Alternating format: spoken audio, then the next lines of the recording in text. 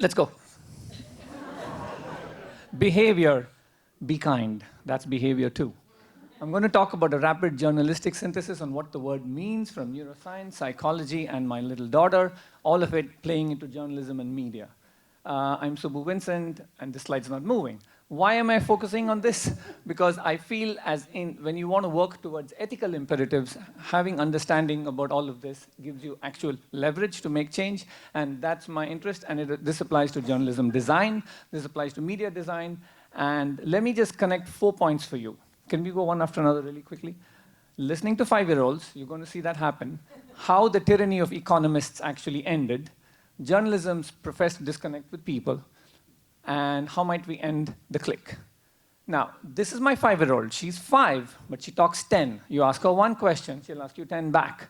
And she's always using new vocabulary, and she intends the meaning of what she wants to say before she knows the word, and she'll figure out the word. All 5-year-olds do this. Now, I was just trying to get her to eat carrots one day. I'm not facing her. She's to my back, and she says, I'm not going to eat my carrot. I turn around and look at it. She's holding the carrot in her hand and still saying, I don't want to eat it. I could have resisted it. I could have authoritatively pushed down. She'd have pushed back and said, I'm not going to eat it. I just said, what do you want to do? And she wanted peanut butter, and she ate it all on her own. This is a game she plays. Inni, mini, mina, mo. Trump and Rubio went to the show. Everybody went to snow. Inni, mini, mina, mo. And she'll put her finger on one thing, but she'll actually move to something else and eat what she wants. So all of the selection, and this is actually Stuart Hart. This is the man who told me in an interview that the tyranny of economists must end, because we are not rational people. We are emotional people. We have rational capacities.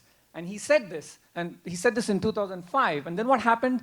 We have this whole field of behavioral economics. Economics got disrupted from the whole thing about rational science to nudge, and all of the stuff that happened after that, which I'll show you in a bit, which I call humanizing economics. So you'll see all kinds of research that have happened in the last 10 to 15 years.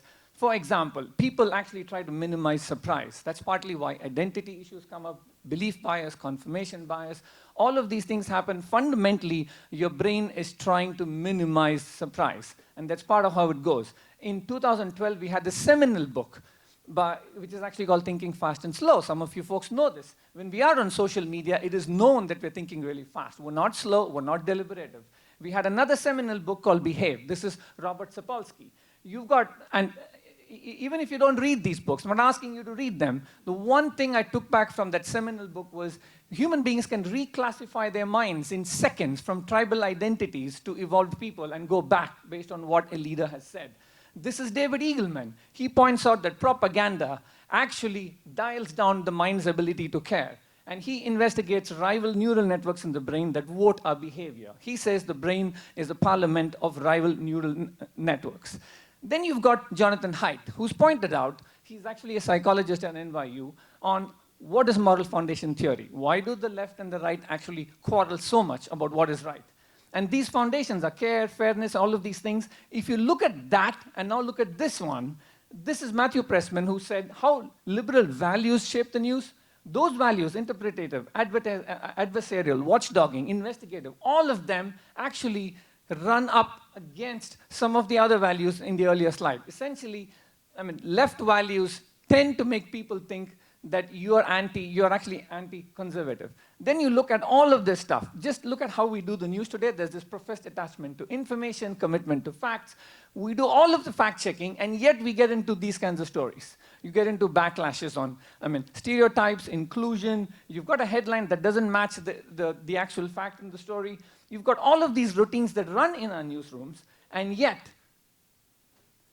we talk so much about fact-checking, but all of these things we don't actually speak about. Are we doing headline checking? Should we? Should we do inclusion checking? Should we do stereotype checking? Amplification checking? False equivalence checking? Frame checking? There's all kinds of stuff you can do. That's journalism for you. And now let's go into what happens on the surfaces we discover news on, or things that claim to be news. We're actually, this is the part about how we think. We can't tell, one from the other. And then we've got the tyranny of the click, what I call the primacy of the click. What do our clicks actually tell the machine? What are the machines actually learning? So we say machine learning, but what's the machine actually learning? Is it learning from the fast brain or the slow brain? All of that behavior needs to change, and for that, let's humanize journalism and media together is a lesson I take from neuroscience.